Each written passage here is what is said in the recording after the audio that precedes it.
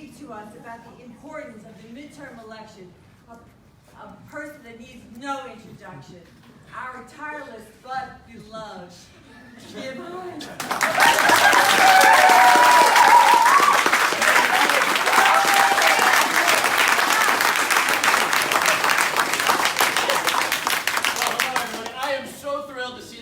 This is the biggest turnout I think I have ever seen for a pre-election event in Wilton, so thank you.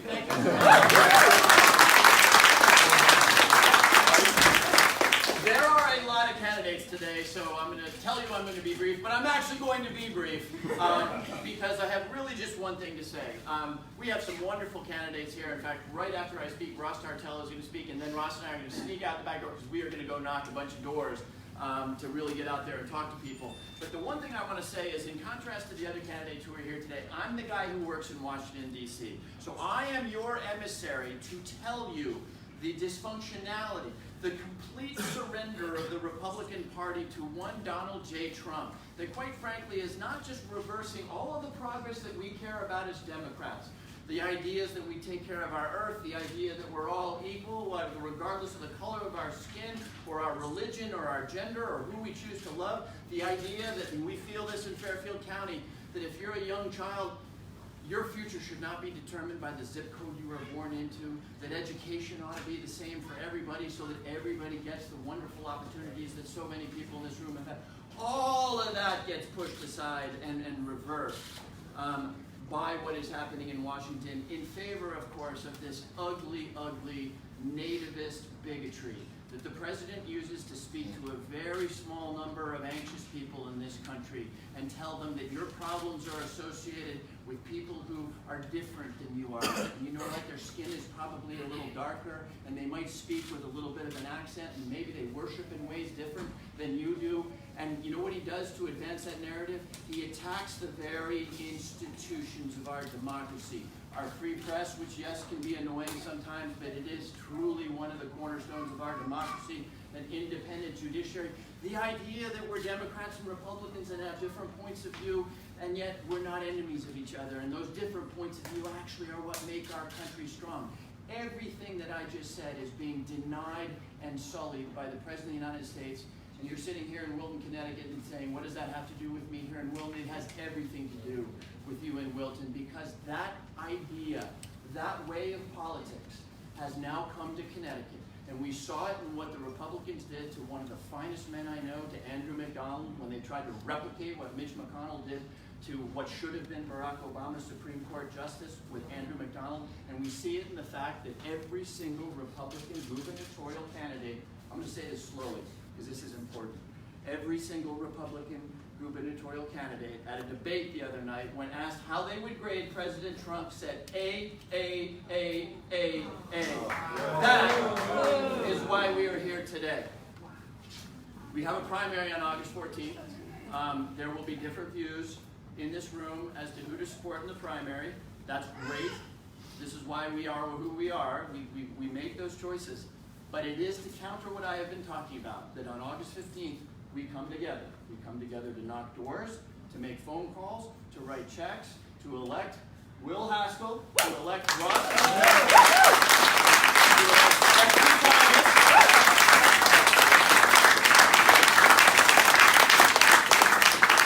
and importantly, our candidates, governor, lieutenant governor, and all of the constitutional offices. I know why you're here. I feel it. I see it every single day. And all I can say is that as the guy who goes to Washington, who sees this up close and personal, thank you. Thank you. On August 15th, we come together. And I know you're frustrated. I know you're angry. I get the question 10 times a day. What can I do? What can I do? What can I do? From August 15th to Election Day, mission one is to make sure that Democrats are elected from the top of the ticket to the bottom of the ticket, so we can begin to restore the pride that we have in our country, in our communities, and what we know that we can be. Thank you, everybody.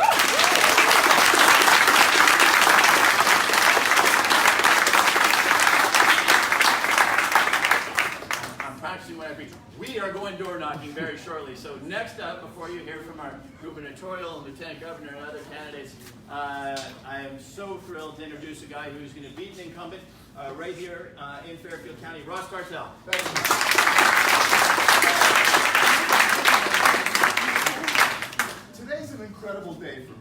I'm incredibly honored to be here. And I just want to take a minute to introduce myself. So some of you know me, some of you don't. But I want to talk about why I'm running, who I am, and what we need to do to win in November. So a little my background. My background's not a political background. I've been 30 years in Wilton. I'm a fire commissioner. I spent 20 years doing long-range planning in the schools. In my professional work, I did, at Pfizer, I was in charge of leadership development for North America, went to GE, did leadership and communications. Now I have an executive coaching firm.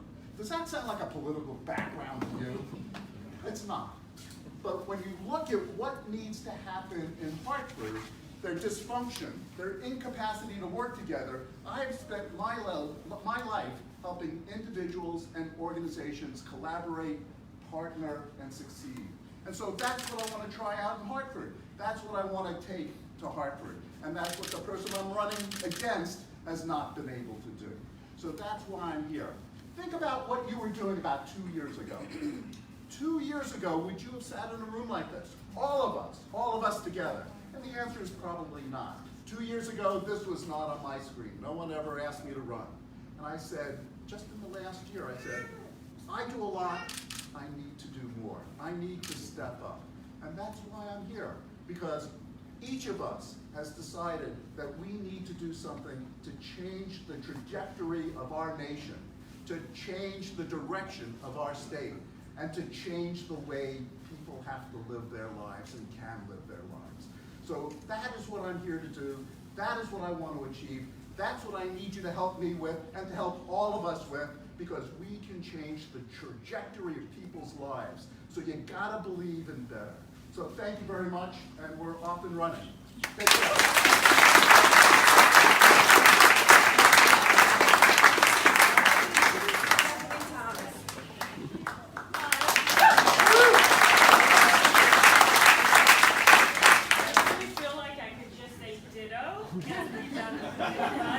I also am an untraditional candidate.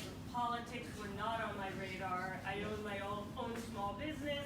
I was doing well, going about my life until fall 2016, where I woke up and cried for 3 hours, and, like many of us, and I vowed on that day I needed to get more involved and do more. But I entered this race for two main reasons. One, we have challenges in Connecticut, and we all know what they are. We read about them: budget deficits, unfunded pensions, all of these really big problems. And I consider those not Democrat versus Republican problems, but doing business as usual political problems. And I think we need new voices, new faces, a new perspective, people to get in there, represent what I like to call real people, and get the job done. And I think all of the candidates here represent that viewpoint, because we are not traditional candidates. The other challenge we have is what Jim talked about. We have a national problem that is encroaching upon our way of life here in Connecticut. And I feel that, you know, between Supreme Court picks, a blatant disregard for our environment, our health care, our bodies, our public safety, everything that we have here is at risk. And I think that is a Democrat versus Republican problem. And I think that Jim said it best, at that debate I was flabbergasted to have 5 gubernatorial candidates give Trump an A rating. But even more importantly, there's been deafening silence from other Republicans up and down the ticket on his performance as well. And that's what I found troubling enough to make me leave my comfortable life and speak in front of all of you. and it's hard work, but I think this is the time for us all to do hard work. It is going to take a very proactive, hard-working state house, state senate, to both protect our interests, but more importantly, I think, be proactive about solutions and not simply reactive to what's coming out of DC.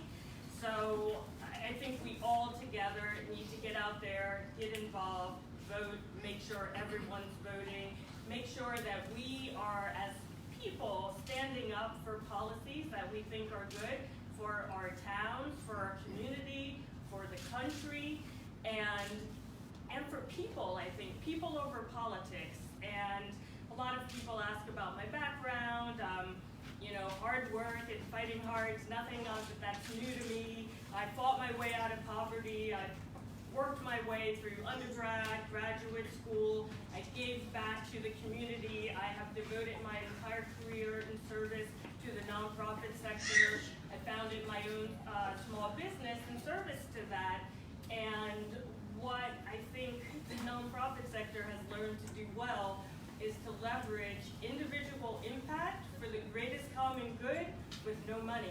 And I hope to bring those skills to Connecticut, as well as many others. I don't want to take up too much time, but thank you for being here. This is an amazing turnout. I think we can do this. A friend of mine said, I want you to say, bring in the blue wave because red is for Russia.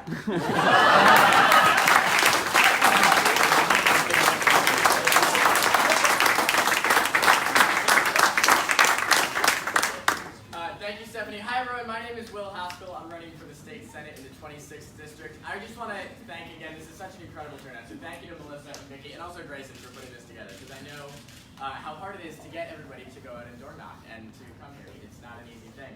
I want to talk a little bit about what we're up against. The elephant in the room, I guess, is that I'm a 22-year-old candidate, and I am running against somebody who has been in office for 22 years. We've given her a chance, we've given her another one, and then another one, and then another one, 11 times, and we see no improvement in Hartford. When you go out door knocking today, and I know because I knock 50 doors a day myself, many of them are in Wilton, you're going to meet a lot of people who know Tony Boucher, who have heard of her, and who have seen her at school board meetings. When they say, oh, I always heard Tony Boucher was a moderate, you can tell them that she voted against paid family leave, so that in Connecticut, people still have to make the choice between advancing in their career and caring for an ill parent or starting a family. You can tell them that she voted against net neutrality. So when Donald Trump in Washington got rid of the free and open internet for small businesses and students, Connecticut tried to step up to the plate and Tony Boucher stood in the way. You can tell them that she voted against financial aid for dreamers at Connecticut's public institutions of higher education. You can tell them that she voted against Andrew McDonald, who would have been the first gay Chief Justice in Connecticut's history of the Supreme Court. What we are up against is not a moderate Republican at all, but instead somebody who has thrown both arms around enthusiastically Donald Trump's agenda. There is a great Robert F. Kennedy quote that I think about a lot. He said, few will have the greatness to bend history itself, but each of us can work to change a small portion of events. And in total, those actions will shape the history of this generation. I'm so encouraged. If there's ever a year to bring change to Hartford, I know that this is the year because all of you are here today. If you come to our campaign office every day, we have about 10 interns there, and I'm usually the oldest one at 22 years old. There's an exceptional energy in the air, even in Wilton, in Westport, in Reading, in Ridgefield. We are going to bring change to the 26th district. So thank you all so much. I'm looking forward to door knocking with you, and looking forward to bringing change November 6th.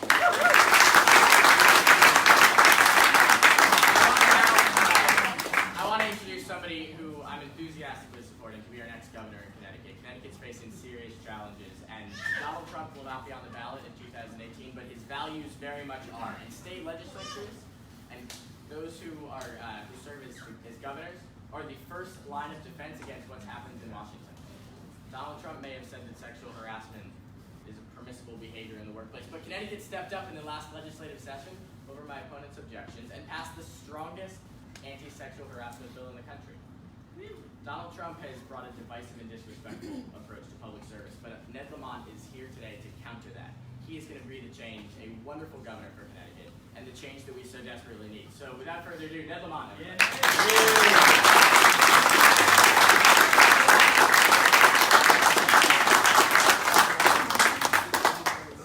I am getting a little more demonstrative of my feelings these days, but that is my Aunt Ada Lamont, who is here, who's been a proud resident of Nod Hill Road going back several decades now, and once let me live here for a summer. So I'm really grateful. And it's her grandson Charles who's driving me around the state, so this is a bit of incestuous here. But look, as Will said, A, you need a governor who draws a line in the sand.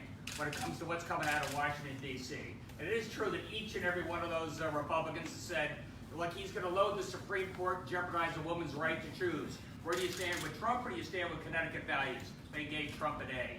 They said he's going to walk away from a lot of the basic environmental rules and doesn't even believe in global warming. You stand with Trump, or you stand with Connecticut values? And each and every one of those Republicans said, I give Trump an A. Look, I can go on and on. But let me just tell you, when it comes to Ross, when it comes to Stephanie, when it comes to Will, we elect these guys. I've got a lot of heavy lifting to do as governor. And it's going to be a boatload to turn around a budget that's in crisis, to make the changes, to streamline the services we need to do, to reform healthcare so we can bring down the costs we got, to bring in IT to make this place a lot more efficient, and do as much as I can to hold down taxes in this state. And I don't need the party of no on the other side of the aisle. I need folks that I can work with. And I know some people say, wouldn't it be great if it's 50-50, that makes it bipartisan. You know what that means? That means you're not going to get my vote unless you build a bridge in my hometown or something like that. I don't need that. I need folks who are ready to go up to Hartford and fight for big fundamental change.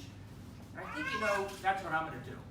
I think, that's what I've done my whole life. In my business, I took on the cable TV operators and beat them at their own game. We delivered a better service at less cost. And we need a little bit of that entrepreneurial zip up in Hartford. And, in politics, the first time you ever heard of me, I was former selectman, no big deal. But when I took on a senior member of my own party, because I thought he was wrong on one of the biggest issues of the day, the decision to invade Iraq. So I think, when I go to Hartford, I'm not going to be afraid to challenge on both sides of the aisle, but I'm going to get this state moving again. I promise you that. I'm going to do the big changes. I'm going to do it staying true to our democratic and progressive values. And I can't do it alone.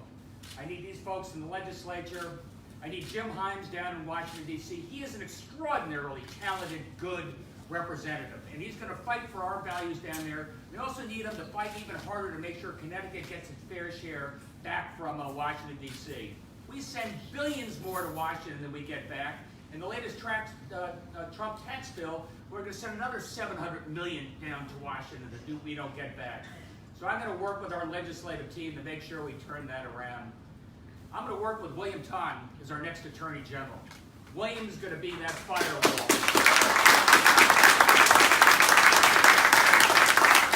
Guns, environment, choice, you ask him. He's the firewall there, and he's going to fight every day for our values. And I need a friend in the Attorney General's office as we go forward. And I need a friend in the Lieutenant Governor's office as well. And that's Susan Bysewiscz.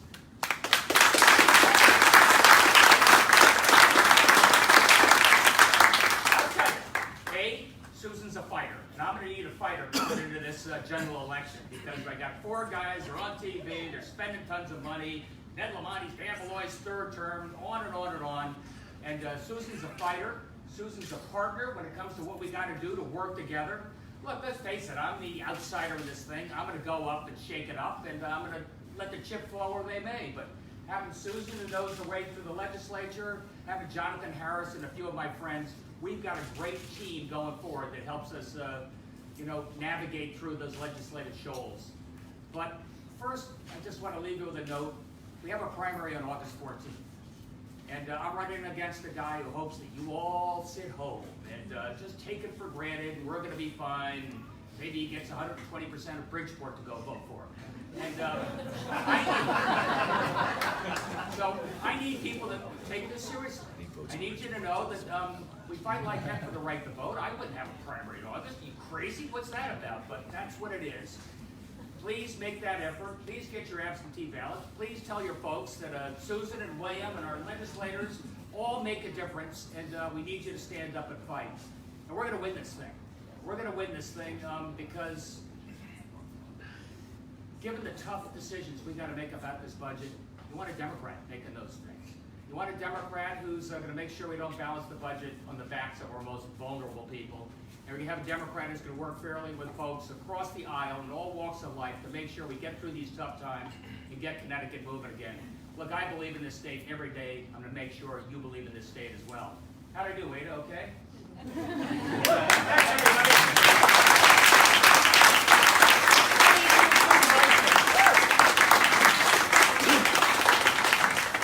Good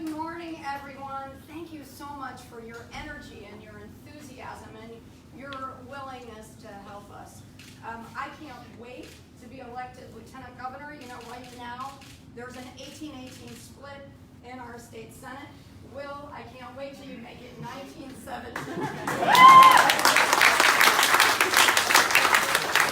And Stephanie and Ross, I love the hard work and the energy that you're putting in. You are the firewalls. All of you running for the legislature, the people who are running for statewide office. We are what will be between the families of Connecticut and the bad policies coming out of the Supreme Court, the United States Congress, and the White House. So we appreciate everything that you're going to do. Ned and I are for the 3 E's. We're for an economy that works for everyone. We're for supporting small businesses, investing in infrastructure. We're for education, giving every child an opportunity to succeed, and we're for equality. The legislature just passed pay equity bill, so finally Ned and I will make sure that women make dollar for dollar what men make. Why did it take so long? We will enforce that. Every family in our state will be uplifted as a result. So thank you all for the hard work you're going to put in. We look forward to victory on the 14th of August and also on November 6th. On to victory.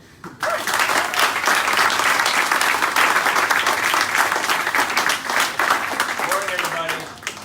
How we doing? Are we excited? I'm William Tong, state representative from Stamford and Darien, and I just wanted to first say a word of thanks to so many Wilton in Norwalk, and I'm sure other towns as well are represented here today, New Canaan, delegates in the room who supported all of us in the state convention, and I'm honored to be your Democratic nominee for Attorney General, so thank you on behalf of all of the endorsed candidates. Let me just say a couple of quick words about why we're here and what this campaign means to me. I have 3 kids, and 2 of them are going to camp today. Unfortunately, I can't be on the road with Liz and take them to camp in Reading, Pennsylvania. But I often think about how for 8 years, Liz and I were extraordinarily proud that our 3 kids, 12, 10, and 7, would only grow up in a world in which America had elected a black president. And for all of my life and all of my 2 daughters' lives, I've always been very confident that they would have full control over their own bodies and their reproductive freedom. And now in just a few short weeks, never mind the last year and a half, much of that is substantially now. For me, one of the greatest outrages of just the last month is hearing that the president has convened a task force to potentially denaturalize American citizens, like my parents. And I know that people right now, they want strength. They want strength in this president. But I think all of us know there is no strength in cruelty, and there's no power in separating children from their families. And that's why I think all of us feel right now like we all have a target on our backs, right? And I said this in Wilton 6 months ago when I first visited, but it's really true now. If you're a woman, if you're an immigrant, if you're a Connecticut taxpayer, Republicans in Connecticut and across the country and the President of the United States have declared war on you and your family. It's nothing short of that. And that's why I'm running for Attorney General. When we started this race, we had a conversation about who would make the best people's lawyer, because that's what the Attorney General does every day. That's important, but this job is much bigger than that now. The Attorney General, it is clear, will be the first and the last line of defense to protect our way of life. And with Ned and Susan and Will and Ross and Stephanie, we're the firewall to protect a world that we've all built together based on equity and respect and fairness and shared prosperity. That's what's at stake here. And let me just close by saying why it's so important that I've been in the legislature for 12 years, 4 as chairman of the Judiciary Committee. and why it's so important that Will and Stephanie and Ross get elected. As some of you know, as the chair of the Judiciary Committee, Peggy knows this, it's my job and responsibility to step up and take on some of the most powerful forces bearing down on us here in Connecticut, including the NRA. But it is also my job to stand up to the right-wing hate machine when they come after strong progressive voices, particularly those of us who have served us extraordinarily well in our judiciary. And so it was my job to shepherd the nomination of Andrew McDonald, an eminent jurist. He would have made a great and extraordinary Chief Justice. And there was just no question about his qualifications, his dedication, just the sheer power of his intellect, and he would have been a history-making Chief Justice as the first openly gay Chief Justice in our state's history. So it was my job to get him through the House. But they came after us. They came after Andrew. They threw everything at him. The far right-wing hate machine led by the Family Institute of Connecticut. And I got him through the House by one vote. One vote. And frankly, that vote was a great insult and outrage to the people of this state. That's why we need Stephanie, and that's why we need Ross, and all the others that are running. But then it went to the Senate. I got it to the House. But it failed in the Senate because it's tied. We don't have enough senators. That's why Will Haskell has to become a state senator.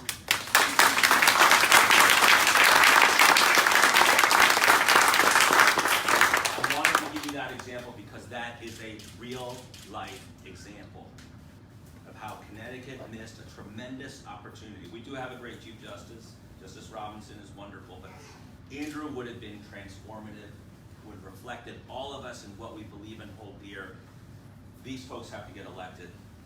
Please go out there, knock as many doors as you can. When you're tired and you've knocked 40 doors, knock 10 more.